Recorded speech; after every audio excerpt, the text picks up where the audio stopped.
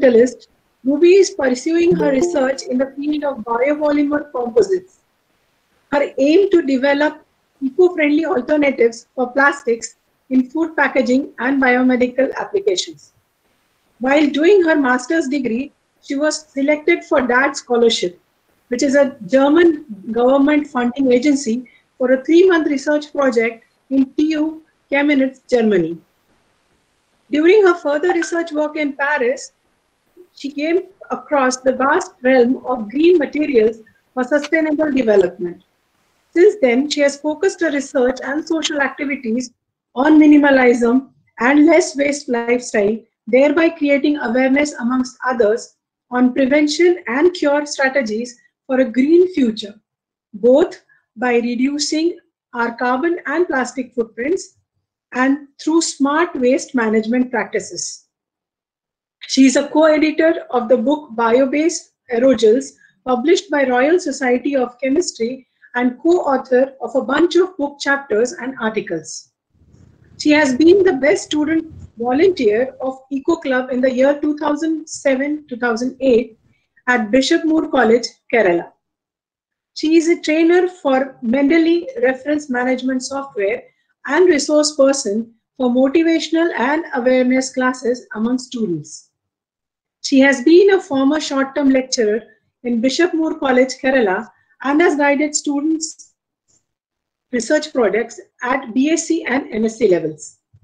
She is an assistant coordinator of career-oriented courses, Department of Chemistry, Bishop Moore College, Kerala. She is a volunteer in Vipassana Counseling and Emotional Support Center and a co-founder and coordinator of OLIVE, which is Nature Protection Initiative.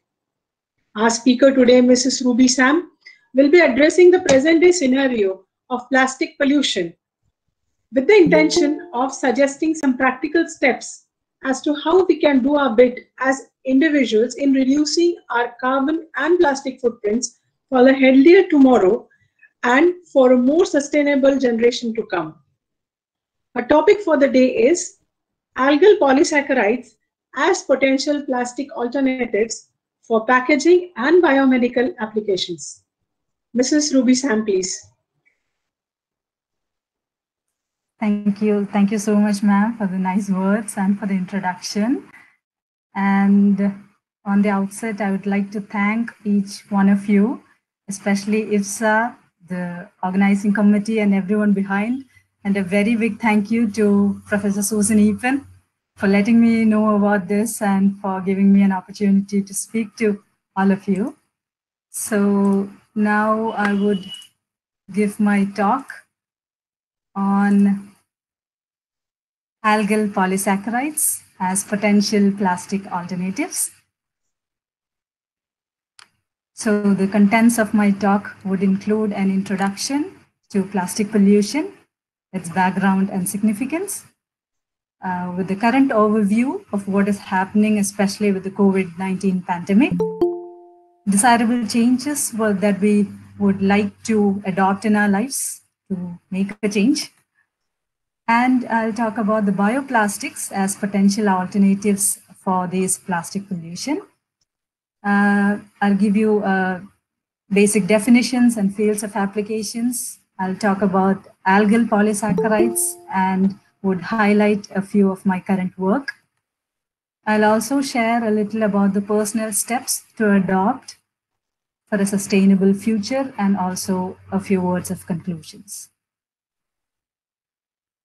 The background and significance of the plastic pollution, I would say, is that over 90% of the raw plastic is produced from fossil fuels, either from oil or natural gas sources. And the problem with the plastic is not how much it is used, but in the end-of-life management of products made from it. So the overuse or misuse of non-renewable resources or petroleum-based plastics would lead to environmental pollution, which is an accumulation of non-biodegradable materials in nature. Just giving a few images of what is the real life situations. A beautiful beach polluted by single-use plastics, we can see here. And a not so very fun fact, actually, there is enough plastic waste on the Earth to create another Pluto-sized planet, even though Pluto is not a planet anymore, but that is how much plastic we already have around the globe now. So plastics that we use in a day-to-day basis include major divisions, include 7 types. The food grade plastics include numbers 1, 2, 4, and 5. They represent PET, which is polyethylene terephthalate.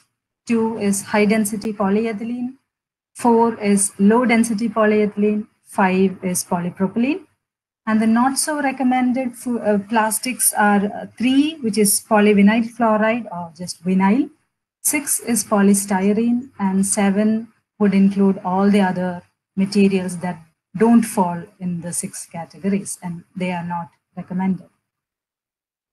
Now here it gives a list of few materials and how long it takes to decompose. We can see that a banana peel would take from 2 to 10 days, whereas the paper bags would take 2 to 5 months. Moving down, cigarettes would take 1 to 12 years. Aluminum cans, diapers would take 80 to 800 years. Plastic bags, 15 to 1000 years. And actually glass bottles and plastic bottles, they don't seem to decompose at all. They just break down into micromaterials and they end up in oceans or landfills. So here is a list of contributors to the primary plastic production from 2015. This is more or less the same still, we believe. The packaging contributes to around 146 million tons. So that is the biggest contributor, followed by building and construction, textiles, transportation, electrical and electronic materials, and industrial machinery. As we have seen, food packaging is the foremost contributors to plastic waste, most commonly including polyethylene, polypropylene, polyethylene terephthalate, polystyrene, etc. And mostly they are non-reusable. That means they are disposable or single-use plastics. We talk about recyclability, but are they really recyclable? Well, only 9% of all of these plastics, or the so-called recyclable plastics, are actually recycled around the globe. So where does your plastic go? As we see in the second image, it's mostly going to the oceans. That is where it all ends up. We see that 18% are non-plastic waste, but the rest of 82% include plastics, where 49% is single-use plastics, 27% is plastic waste from fishing gear, and 6% includes other plastics. Just giving you a few images of the real-life situation again. The first one shows a package of a Mars chocolate bar. It was best before 1992, 21/11/1992, and it's still somewhere in some beaches, has not degraded at all. Another picture shows that of an albatross, which was, sorry. Okay, so another one shows the picture of the bird which has been killed because it was completely stuffed with the plastic waste, non-biodegraded. The third picture shows, sorry? Carry on, Ruby. There is somebody by mistake. Okay. So the third picture shows the very famous or the notorious picture of a turtle from whose nose a straw has been pulled out. And the fourth picture shows a turtle covered with a plastic cover, and it says that the plastic you use once tortures the oceans forever. So what is the current overview, especially with the impact of COVID-19 today? Like we all know, every coin has two sides. So again, the impact has two sides. One is the environmental silver lining, which are the positive, so-called positive effects of COVID-19. We say that it It has improved the air and water quality. We say the carbon emissions has been reduced by more than 4%. We say positive effects has been there on wildlife and vegetation. Wildlife markets around the world has been shut down. But at the same time, there are collateral damage, which are the negative effects of COVID-19, especially in terms of environmental pollution. We see a disrupted global waste management scenario where more than 80% of recycling value chains have been disrupted.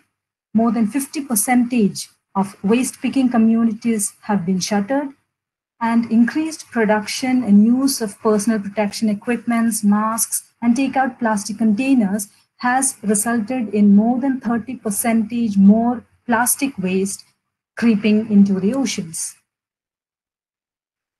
Again, giving a bunch of images to understand the density of it. There is a report saying that estimated 129 billion masks has been used per month in just a country like Switzerland. So just imagine how much it goes around the world. And the picture below shows where it all ends up in one way or the other.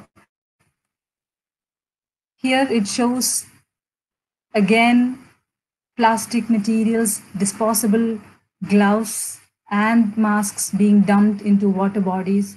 So we can in effect say that COVID-19 has led to a pandemic of plastic, in fact. So how do we maintain the balance in this scenario? We have plastic pollution on one side. We think about reusing stuffs. We talk about COVID-19 pandemic and about maintaining the balance. Here are a few frequently asked questions. I have adopted it from the website of Break Free from Plastic.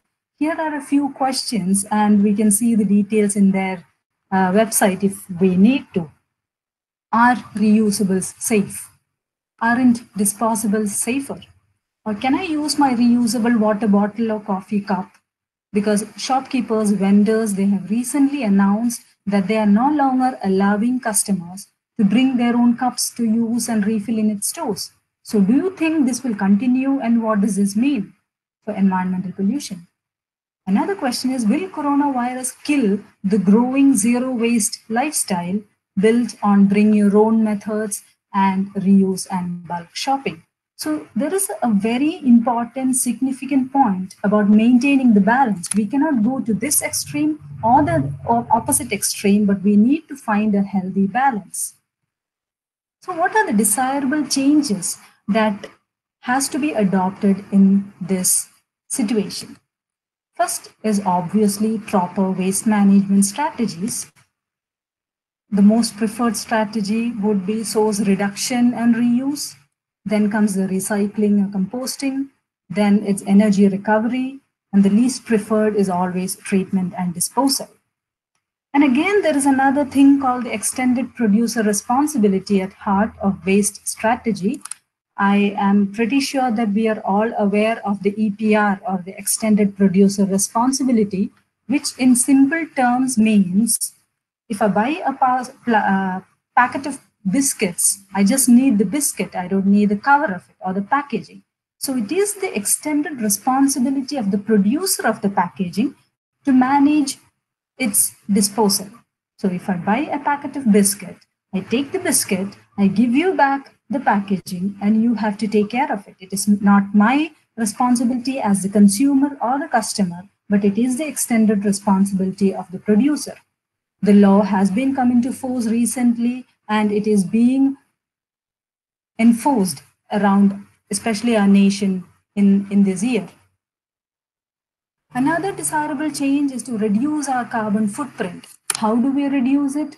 Well, the first thing was always using public transport. But in this scenario of COVID-19, we cannot encourage ourselves or everyone to use public transport because of health issues or safety reasons. So what we can do in place of it is mainly taking a walk or using bicycles, which has its own limitations, but again, we need to find the proper balance.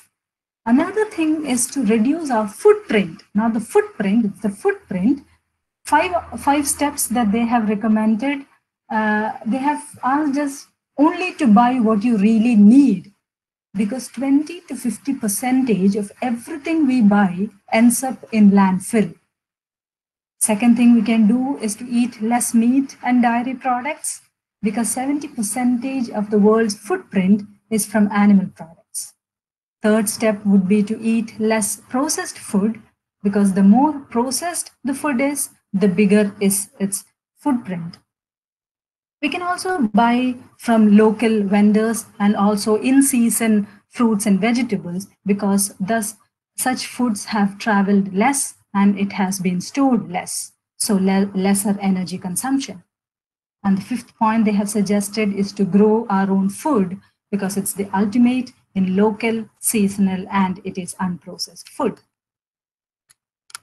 Another desirable change is minimalism as a whole, because like it was mentioned earlier, just buy what we really need, not what we want or what we wish or what looks good. But do we really need those things? Just focus on that. Try to minimize the materials that we buy in, so that the waste would be reduced proportionately. So that is why minimalism is considered to be less is more. The very famous 7 R's of zero waste living. We are very familiar with the 3 R's, which is reduce, reuse, and recycle. And people have developed it into a vast category with the 7 R. So we have to reduce or refuse what we don't need. We can reduce what we actually need. We can reuse anything that we can, or we can recycle what we cannot refuse, reduce, or reuse. We can rehome what we no longer need or want. We can replant the seeds of what we grow. And at the end, if we don't have any other option, we can rot or compost the rest. Another point of view is we can rethink our choices. We can refuse single-use materials. We can reduce the consumption of anything. We can reuse everything. We can refurbish old stuff. We can repair before we replace. We can repurpose. We can be creative. We can reinvent. And the last option would be to recycle. Another desirable change is to reduce our plastic footprint by using eco-friendly materials. And that is my major focus, because we can use bioplastics as potential alternatives. So what are bioplastics? As the name suggests, they are bio and they are plastics at the same time. So they are actually plastics that they are created from a renewable resource, and or they are able to break down naturally. That means they don't break down into toxic chemicals, and they don't break down into microplastics and end up in water bodies. So bioplastic, they can be made of a wide range of materials. Only few are given here: sugarcane, corn, soybeans, wood, feathers, algae, etc. So bioplastics, they are made from a wide range of renewable bio-based feedstock and different types of materials. They get into the biorefinery and they come out as different materials which are biodegradable, in very simple words. Just looking at the global bioplastics market from 2015 to 2030, projected to 2030, in 2015, the bioplastic market was less than 2% of the entire market, less than 2%. But by 2020, it increased more than double to 5%.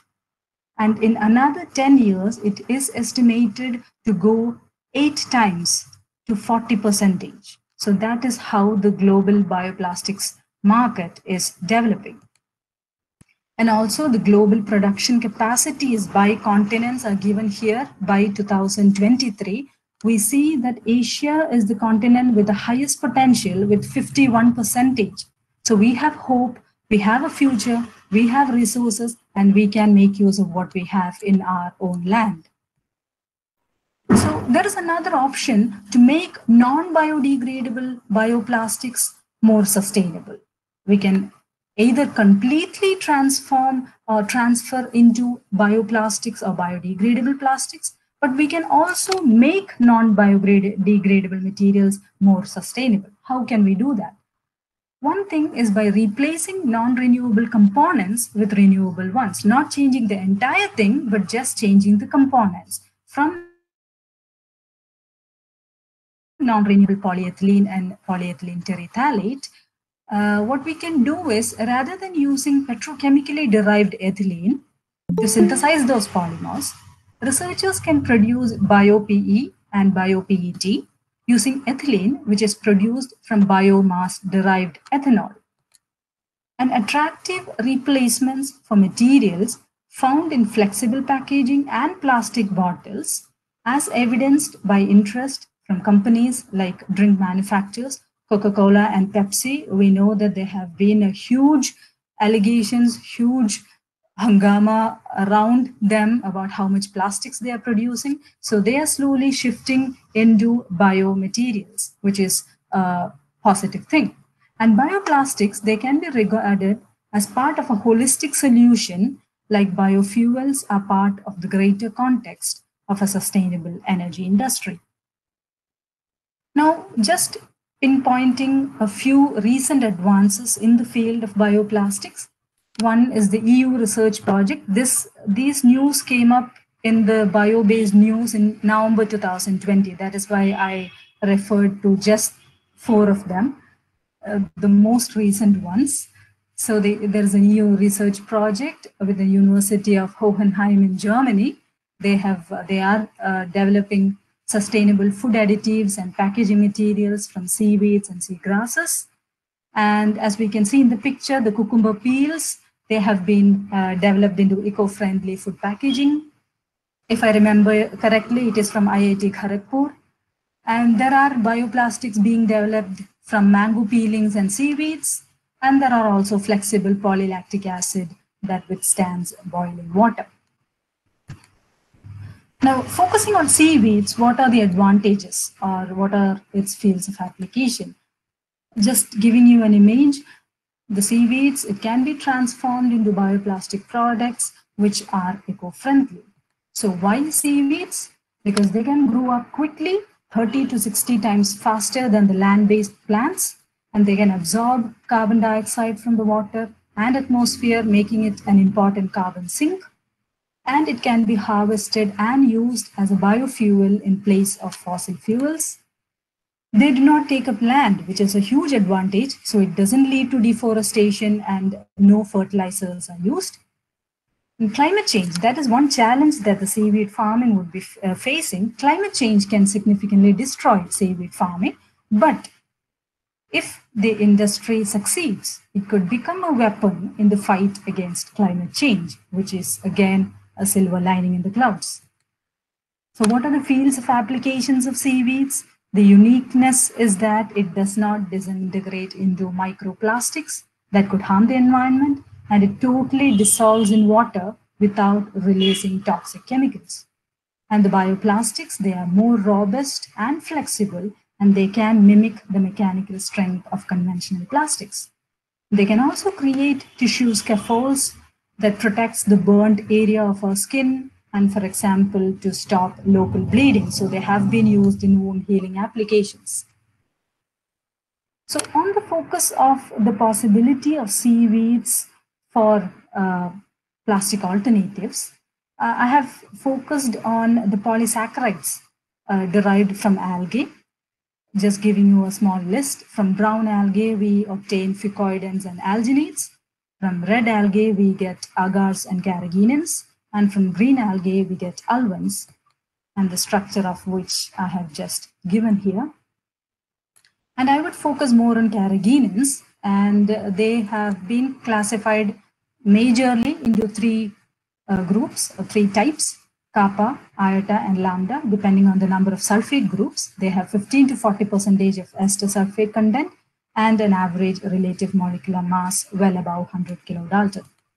Now, the commercial applications include gelling, thickening, and stabilizing agents. And the EU additive number is E407 or E407A. If you have noticed, I don't know, in the ingredients list of ice creams, jams, and jellies, you can see these numbers. So if at all you have E407, it is carrageenan. And also it is also used in experimental medicine, pharmaceutical formulations, cosmetics, and industrial applications. So it can be developed as films or membranes, or hydrogels, or even aerogels or sponges. So these are the list of general applications of carrageenan-based composites. It includes food packaging, including modified atmosphere packaging, smart intelligent packaging, slow release of aromatic and bioactive compounds into food products. They have been developed into edible coatings for fruits and vegetables, also for food engineering and aerospace applications, for oil spill cleaning and water purification, for fire resistance, and they have high thermal and electrical insulation properties, and they are also being vastly used in biomedical and pharmaceutical applications. Just giving you pictorial representations of all the wide range of applications they can be used. And again, in biomedical applications like drug delivery, skin tissue repair, scaffolds, medical implants, and antimicrobial membranes. So just to highlight a few things about my current work, I'm focusing on carrageenan. As I mentioned earlier, I have used plasticizers like glycerol and sorbitol, and I have used the method of solvent casting on Teflon pans. So I've just again given a schematic representation of the solvent casting method, which is very familiar, I'm sure. And the gelation mechanism, where we have carrageenan in red, plasticizers in green, and water molecules in blue. All right. So these are very few initial visual and manual evaluations. The films that we have formed, they have been easily peeled off from the casting pans. They have been transparent. They have exhibited good flexibility and plastic-like properties like stretching, resistant to tear, etc. And the addition of plasticizers has resulted in smooth and soft surfaces of the films. Again, very interesting thing is that the thickness of the films are very similar to the commercial Ziploc pouches, which falls around 0.038 millimeters. So general observations, we could see that the selected carrageenan sample possessed high potential as films, membranes, and coatings to be used as eco-friendly, sustainable, and biodegradable alternatives for food packaging and wound healing applications. And plasticizers like glycerol and sorbitol exhibited compatibility with the metrics. And like I mentioned earlier, they have striking similarity with the commercial Ziploc pouches. So the ongoing works include the role of reinforcements like other polysaccharides, proteins, etc. Role of nanofillers like zinc oxide, titanium dioxide, silver nanoparticles, etc. And also the role of bioactive compounds like plant extracts, essential oils, etc. So what I intend to do is to fabricate optimal films for food packaging applications and to evaluate the shelf life of fruits and vegetables packaged with these films. I also plan to manufacture patches of films for wound healing applications with the possible commercialization of the fabricated products. So in short, our duty as a researcher, as a person, is to nurture our nature for our future. So what can I do? What is my personal role as an individual? And what are the personal steps to adopt? Very simple steps. First of all, what we can try to do is to refuse or reduce single-use plastics, to reuse or repurpose,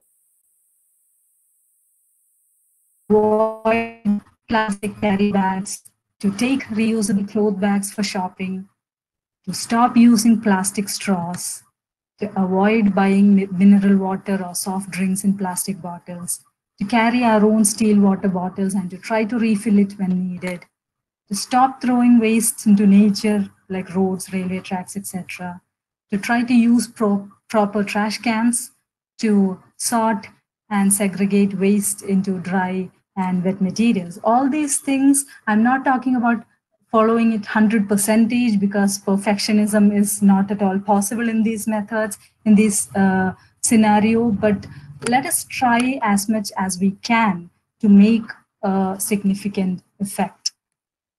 Another thing I would like to share with you is Ecosia, which is a tree planting search engine, just like Google.